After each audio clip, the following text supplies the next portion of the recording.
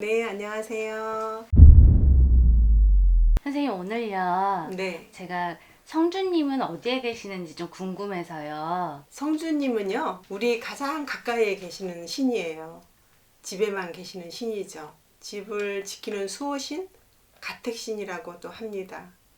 그런 얘기는 많이 들었는데요. 음, 정확하게 그 성주님은 어느 집에나 다 그럼 계시는 건가요? 아니요. 어느 집에나 다 계시는 건 아니고, 성주님을 내가 초대를 하거나, 내가 가까이 가야죠. 사실 어떻게 만나고 어떻게 계시고 어떻게 이분은 나하고만 있는 것인지 뭐 함께하고 있다고는 하는데 어떻게 함께하고 있는지를 정확하게 모르거든요. 그렇죠. 모를 수가 있죠. 일반인들은 네. 당연히 모르죠. 그럼 내가 성주님이 어느 분이시고 네. 또 어떻게 계시는 분인지 네. 제가 간단하게 설명을 해드릴게요. 네. 옛날에는 성주님을 굉장히 중요시 여겼어요. 음. 꼭 반드시 집안에다 모시는 신이었다고 보면 돼요. 근데 지금부터는 이 성주님을 만날 수 있는 계절이에요. 가을이 조금 늦긴 했어도 그래도 늦가을이죠. 네. 지금 오곡백화가 만발해서 해국들이 지금 네네. 많이 나오고 있잖아요. 네. 그런데 옛날에는 이 제일 먼저 해국이 나오기 시작을 하면 인간이 먹기 전에 안태고사를 먼저 했어요. 성주님에게 운과 복, 집안을 편안하게 해달라고 안녕을 기원하는 그런 정성을 올렸습니다. 그래서 하얀 소지와 돈과 쌀 이렇게 해서 성주님을 모셨어요. 그렇다고 뭐 항아리에 모신다거나 단지에 모시는 그런 신은 아닙니다. 지금도 성주님을 모시는 분들은 굉장히 많이 계세요. 그러면 성주님을 어디에 어떻게 모시는 거예요? 전에는 옛날 때는 한옥집이 많았죠. 네. 일반 주택들도 많고 집안 가장 중심지인 우리가 대들보라고 하는 얘기는 들어봤죠. 네. 집을 바치고 있는 가장 큰 보라고 해서 대들보라고 하죠. 네. 그 대들보에다가 역시 하얀 종이와 돈과 쌀로 이렇게 해서 높이 올려서 모셨어요. 그러니까 하얀 종이가 아니고 하얀 소지. 지금은 이제 집에 뭐 형태도 바뀌고 구조도 많이 바뀌고 네. 뭐 아파트, 빌라, 오피스텔, 뭐 상가주택 기타 등등 이렇게 많이들 변했잖아요. 네. 많이 변해 있어도 그 집안 가장 중심지인 곳, 아파트들도 중심적인 곳은 있어요. 받들어주는 대들보처럼. 네. 그리고 역시 빌라나 그런 데도 그렇고.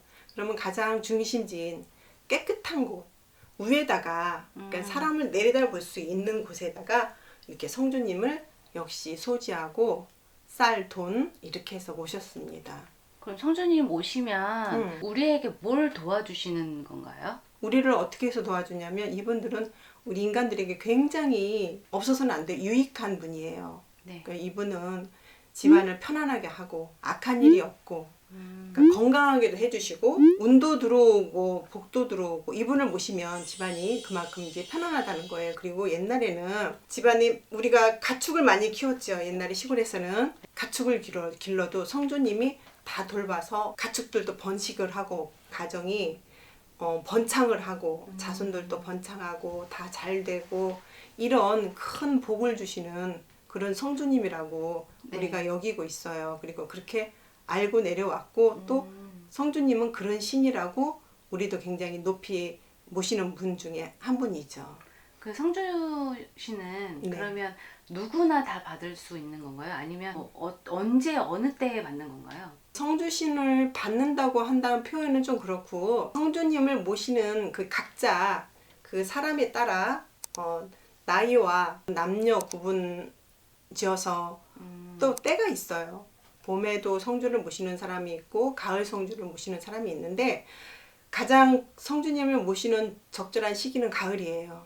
그런데 봄 성주도 모시기는 해요. 모시기는 하는데 봄 성주들은 제일 잘 안 보세요. 안 모셔요. 왜냐하면 봄 성주는 여성주고 가을 성주는 남성주라고 하거든요. 그래서 가을 성주는 오곡백화가 만물해서 집안으로 수술을 해서 들어오는 형국이잖아요. 네. 그렇기 때문에 가을 성주는 굉장히 부를 집안이 번창하는 그런 신으로 여기고 또 봄 성주는 꽃샘 바람도 불고 꽃도 피고 잎도 피고 해서 굉장히 화사하잖아요. 네. 그 사람 마음이 설레고 네. 자꾸 나가고 싶고 봄성주를 모시면 그 여성주라고 했잖아요. 네. 그래서 봄성주를 모시면 집안이 안 편안하대요. 그리고 그 집안의 부인이 바람이 난다고 그래요.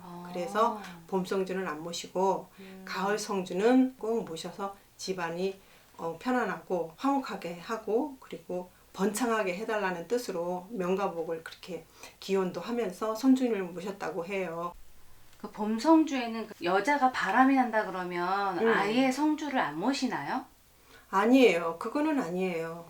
봄성주를 이제 영업하시는 분들, 상업하시는 분들, 뭐 술집을 하신다든가, 뭐 혹은 또 노래방을 하신다든가, 또 인간 열입을 하시는 그런 열을, 그러니까는 여자분들도 밖에 나가서 사회 활동을 많이 하시는 분, 그런 분들은 때에 따라서 봄성주 받으면 오히려 그게 굉장히 나한테 큰 이득이 될 수가 있어요.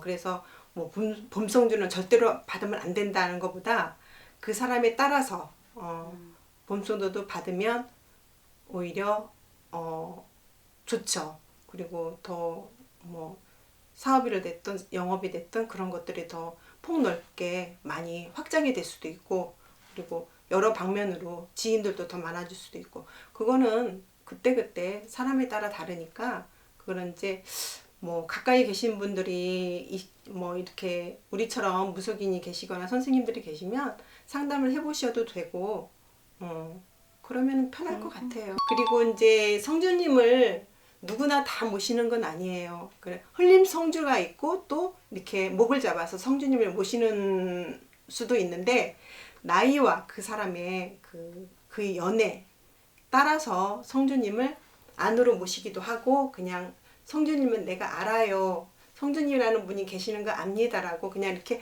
알고 성주로 모실 수도 있고 그건 모시는 게 아니고 알림만 하는 거고 모시는 거는 안으로 들어와서 아까 앞에 말씀드린 것처럼 이렇게 대들보나 이렇게 높은 곳에 깨끗한 곳에 중심지에다가 이렇게 가볍게 뭐 항아리나 뭐 이렇게 단지나 이렇게 해서 뭐 무겁게 모시는 게 아니고 장식 없이 모실 수도 있다라는 겁니다. 그래서 봄성주, 가을성주가 이렇게 나눠져 있는데요. 요게 이렇게 성주님에 대해서 좀 더 자세하게 여러분들이 좀 아시고 여러분들도 성주님을 좀 모시고 집안이 좀 편안해지고 복도 좀 많이 받는 그런 가정들이 되셨으면 합니다. 감사합니다.